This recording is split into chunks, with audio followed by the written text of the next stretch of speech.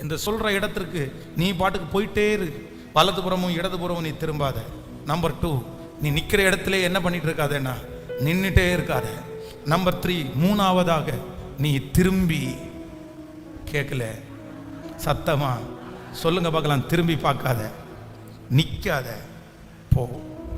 திரும்பி பார்க்கக்கூடாது, திரும்பி பார்க்கக்கூடாது. ஐயோ எப்படி இருந்தேன், ஐயோ எப்படி இருந்தேன், முந்தனவைகளை நினைக்க வேண்டாம், பூர்வமானவைகளை சிந்திக்கவும் வேண்டாம். இதோ கர்த்தர் புதிய காரியத்தை செய்கிறார்.